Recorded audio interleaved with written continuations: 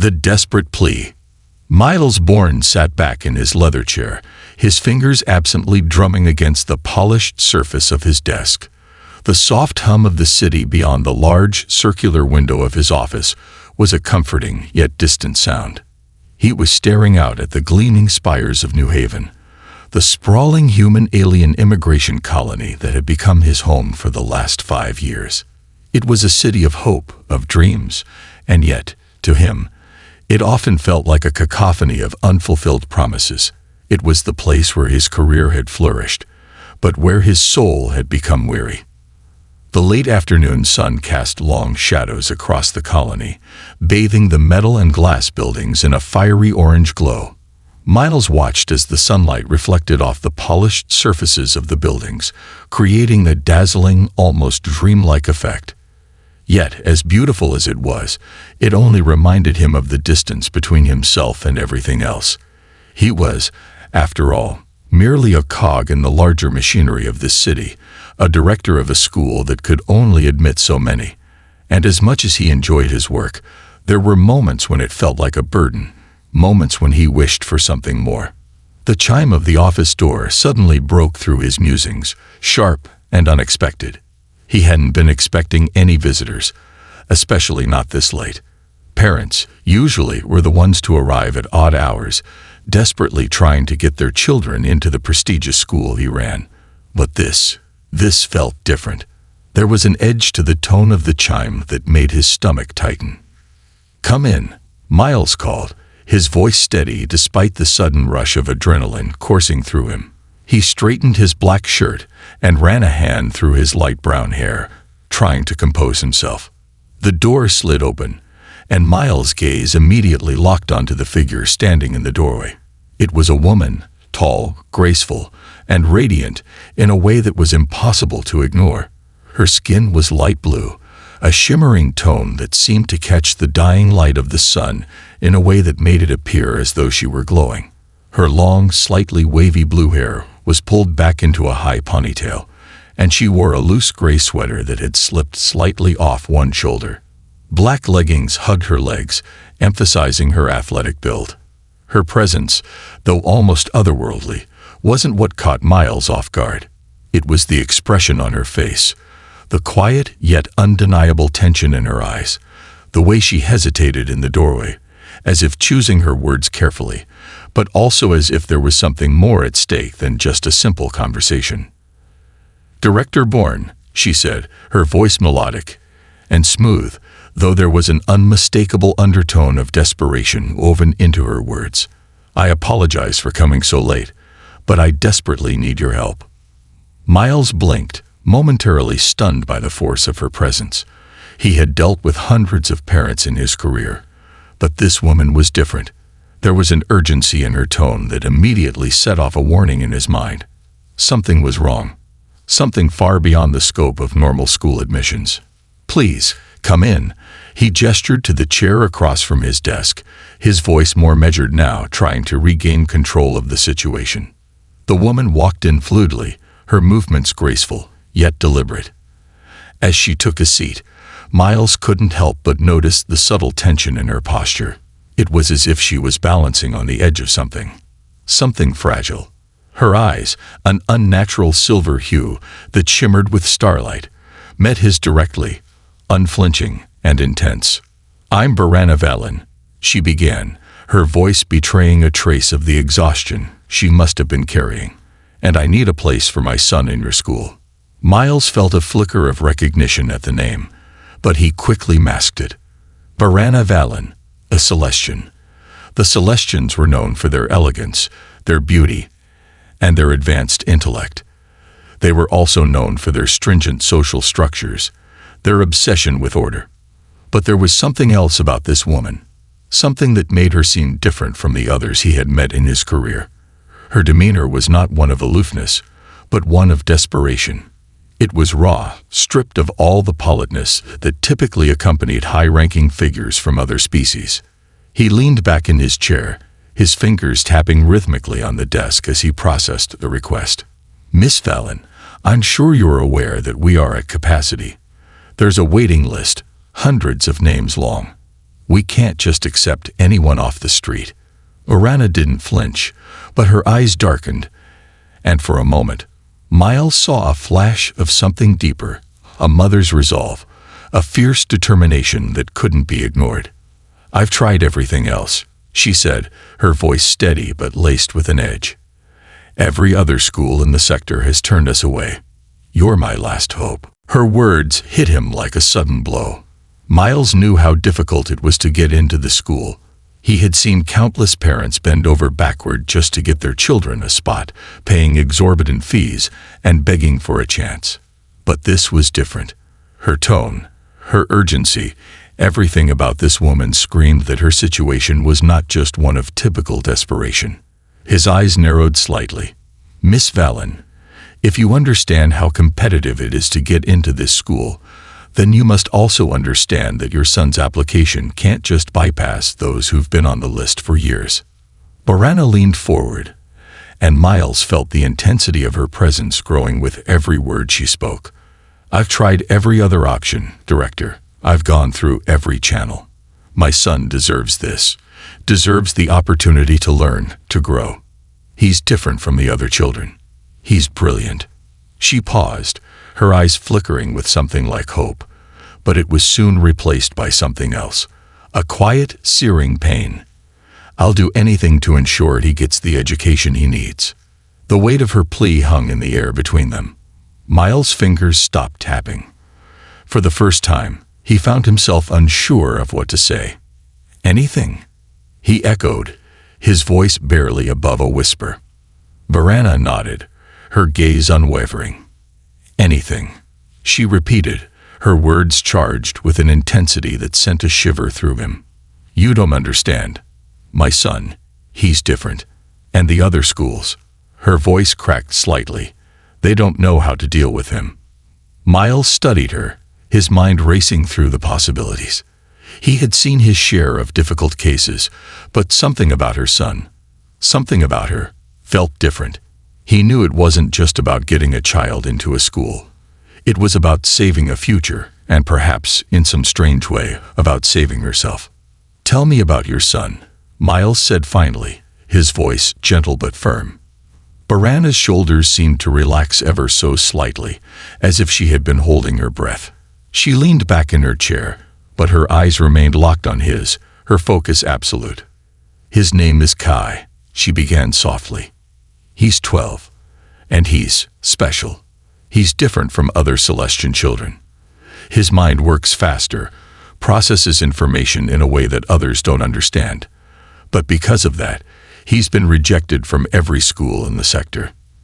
They think he's disruptive, that he's too much of a challenge." Miles sat up, his interest piqued. He had heard stories about gifted children from various species, but this sounded different. What makes him different?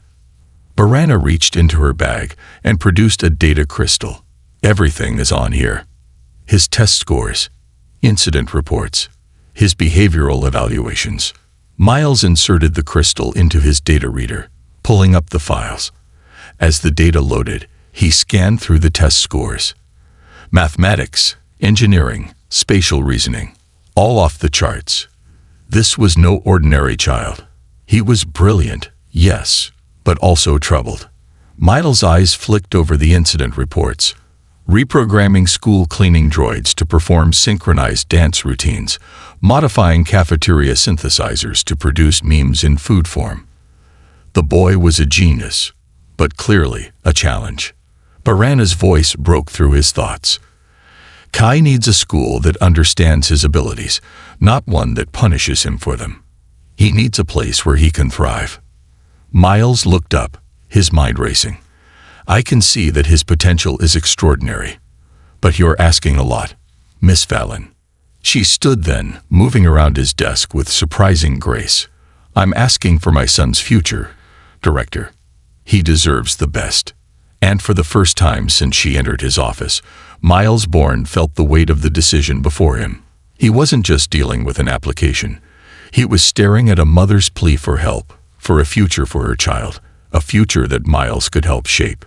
As the tension in the room thickened, Miles knew that this wasn't just a simple request.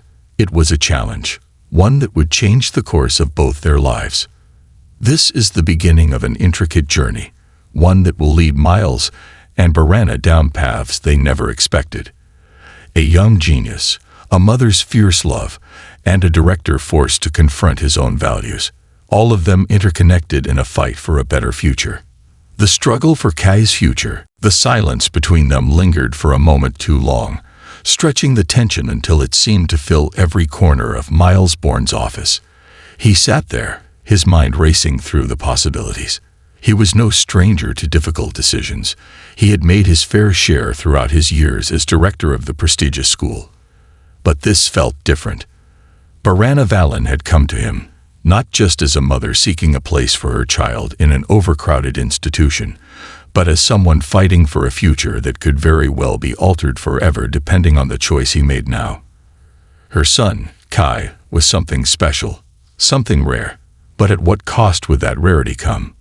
Miles glanced over at the data crystal she had handed him. It wasn't just another test score he had to review. This was the key to something deeper. He had seen children like Kai before, with extraordinary abilities, but they were always difficult cases, often outcasts, misunderstood, and mismanaged by traditional schooling systems. But Kai, it seemed, was something else entirely. The brilliance on those test scores was undeniable.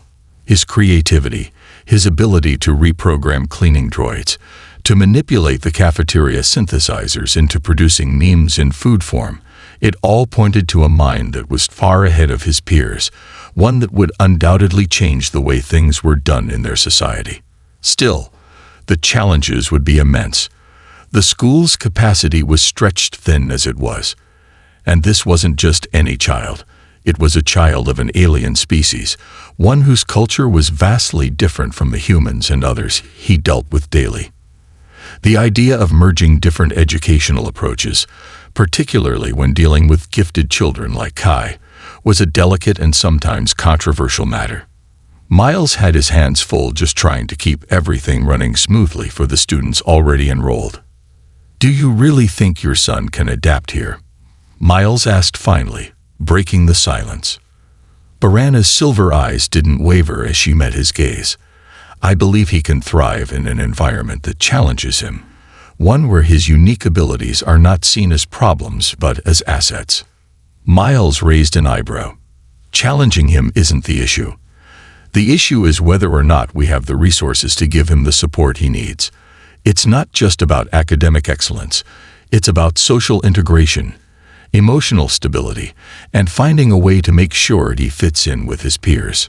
Barana leaned forward slightly, her eyes locked on him, intense and determined. "I don't expect him to fit in. I expect him to be himself. I don't care about the school's rigid framework. I care that my son gets the tools he needs to grow, tools that this school is uniquely capable of providing." Her words struck a chord with him. Miles had built the school with a specific vision in mind, a place that embraced diversity, that celebrated differences in species, cultures, and learning styles. Yet, the reality of running such an institution was far more complicated than ideals alone. The school, despite its prestige, was bound by regulations, bureaucracy, and a very human approach to what education should look like. "Miss Vallon, your son is a genius. There's no doubt about that," Miles began, his voice growing more contemplative. "But the school is not a place just for the gifted. It's a place for children of all backgrounds. We have students from all over the galaxy, from species with radically different educational needs. It's not just about raw intelligence. It's about ensuring that they can connect, collaborate, and adapt. If we push Kai too hard, too fast, without the proper framework, we risk isolating him even further."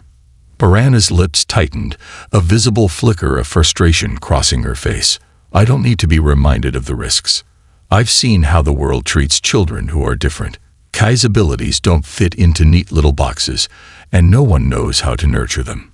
The local schools call them disruptive because he learns faster than the others. They don't know how to teach him. They only know how to punish him. But you have the ability to make a difference. You have the expertise, the experience. Please, Director Bourne, I'm begging you. Give him a chance." There was a quiet desperation in her voice now, a rawness that tugged at something deep within him. She wasn't just pleading for a place at the school. She was pleading for her son's future. The future of a child whose brilliance had been misunderstood and mishandled by every other institution. She had exhausted all other options. And now, here she was, standing before him with nothing left but her trust in him. Miles closed his eyes for a moment, absorbing the weight of her words. His career had been built on offering opportunities to those who deserved them. But this was different. This wasn't just about checking off a box on a list of candidates.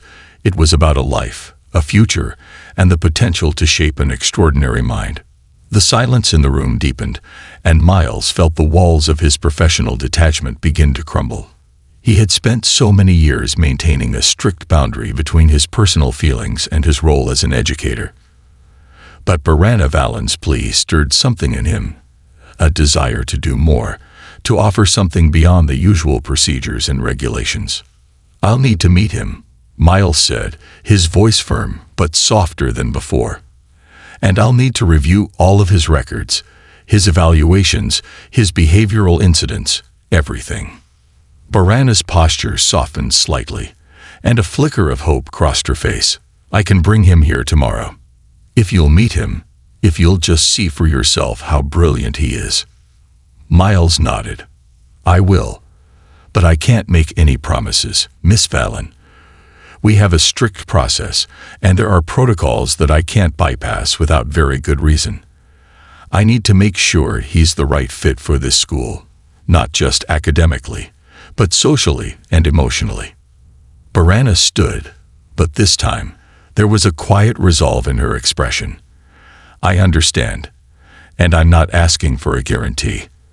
I'm asking you to see him for who he is. Please, Director Bourne, that's all I ask." Miles rose from his desk as well, feeling the weight of the decision settle on his shoulders. He walked with her to the door, opening it for her as she stepped out into the hallway. "I'll see you tomorrow then. I'll look forward to meeting Kai." She nodded once, a faint, appreciative smile gracing her lips. "Thank you. You don't know what this means." As the door slid shut behind her, Miles stood still for a moment, his thoughts a whirlwind. He was a man who prided himself on making decisions based on logic and reason. But this was different. He wasn't just a director. He was someone who could change a life that had already been shaped by a mother's determination and a child's brilliance. And in that moment, Miles realized that the decision he was about to make could change not just Kay's life, but his own as well. A new chapter was about to begin. One that would challenge everything he had ever known about education, about human potential, and about the limits of what he was willing to risk for the sake of a child's future. This is only the beginning of a story that explores the intersection of human and alien abilities, the complex nature of education, and the lengths a mother will go to for the future of her child. Miles' path is about to intersect with Kai's in ways he never imagined, and the consequences of his decisions will ripple across the galaxy. The meeting with Kai. The following day, Miles Bourne found himself pacing the perimeter of his office, restless with anticipation. His mind, usually sharp and clear, was clouded with uncertainty. What if Kai didn't live up to the promises that Barana had made? What if the child truly was too much of a challenge, too different from the other students? The weight of his decision felt heavier than ever. The school had its own systems, its own carefully designed structure for accommodating different species and learning styles. But Kai wasn't just any student. From what Barana had shared, he was someone who didn't fit into any of the conventional boxes that had been laid out for gifted children. And that alone made him both a promise and a risk. The clock on the wall ticked loudly, each second passing like an eternity. Miles checked the time again. He had already reviewed Kai's records, but there was something about meeting the boy in person that had him on edge. Would it be the final confirmation that his school could help him? Or would he find himself standing at a crossroads, forced to choose between his professional duty and his desire to do what was right for the boy? There was a soft knock at the door, interrupting his thoughts. Miles snapped out of his reverie and called out, "Come in." The door slid open, and Barana Valen stepped inside, followed by a young Celestian boy who couldn't have been more than 12. He was smaller than Miles had expected, but what caught his attention immediately was the energy that radiated from the child. There was an intensity in Kai's silver eyes that didn't belong in a boy so young. His gaze was piercing, almost unnerving, and yet there was a certain quiet curiosity in the way he looked around the room, as though trying to understand everything at once. Kai's blue skin shimmered softly under the lights of the office, his hair pulled back into a loose ponytail, revealing his pointed ears and delicate features. He wore a simple gray tunic, similar to his mother's, but unlike Barana, who carried herself with a grace born of years of refinement. Kai's movements were more restless, as if his mind was constantly in motion, faster than his body could keep up. Barana's gaze softened as she looked at her son, her protective instincts palpable in the way she stepped closer to him. "Kai, this is Director Miles Bourne. He's the one I've been telling you about, the one who can help you." Kai stood still for a moment, his gaze fixed on Miles, studying him with an intensity that made the older man feel like he was being analyzed on a molecular level. "Hello, Director Bourne," Kai said quietly, his voice far older than his years, carrying a weight of understanding that was rare for a child.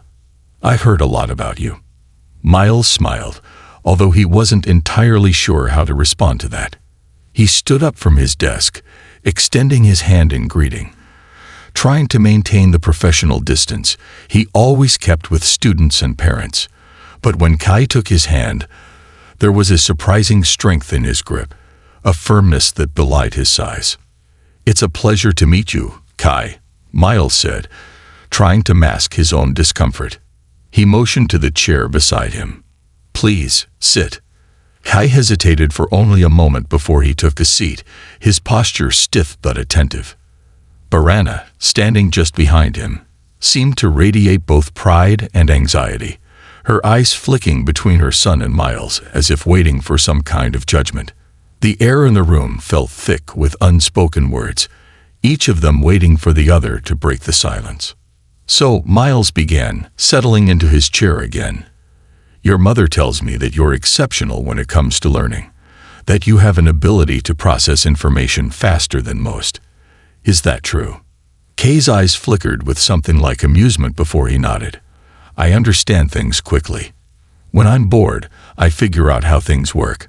Sometimes, I make things work differently." His voice was calm, but the pride in his words was evident. "The cleaning droids at school, I reprogrammed them to perform a dance routine. And the food synthesizers, well, I made them make something I called mean food." Miles raised an eyebrow, momentarily caught off guard. He was familiar with meme culture. It had spread to many corners of the galaxy, and he could see how a child with an intellect like Kai's might find humor in manipulating systems to create something entirely unexpected. But this wasn't just about having fun. This was about a young mind with an untapped potential for something much greater. "That's quite impressive for someone your age," Miles admitted, genuinely intrigued. "It sounds like you're not challenged by the school's curriculum. I understand it must be frustrating." Kai's lips curled slightly in a half-smile, though it was tinged with something darker. Frustration, perhaps. Frustrating doesn't even begin to describe it. They don't get me. I finish everything too fast, and then they get upset. They don't understand that I just want to learn more, not sit around waiting for the other kids to catch up. Miles leaned back in his chair, nodding thoughtfully. He had seen children like Kai before, brilliant, but alienated. The systems in place at the school weren't designed for kids who didn't fit the mold, for children whose brilliance outstripped their peers. But that wasn't the whole picture. "Have you ever tried talking to your teachers about it?" "I tried," Kai replied, his voice flat. "But they don't care about what I need. They just want me to follow their rules. I can't. And then they think I'm a problem." Miles glanced at Barana, who was watching her son with a mixture of pride and concern. Her expression hardened slightly, as if remembering the countless rejections they had faced at other schools. Miles could see now that it wasn't just about giving Kai a place in school. It was about giving him the space to truly learn, to develop his mind without being constrained by rigid expectations. "I understand," Miles said softly. "You don't just need a school. You need a place where your unique abilities are understood, where you're not just seen as different, but as gifted." Kai nodded, his silver eyes meeting Miles. "That's why I'm here. I've been to all the others. They told me I was too much, too different. But your school, you teach in a way that isn't just about filling in blanks. You teach how to think, not just what to think." Miles felt a surge of empathy for the boy, though he kept his expression neutral. "That's true.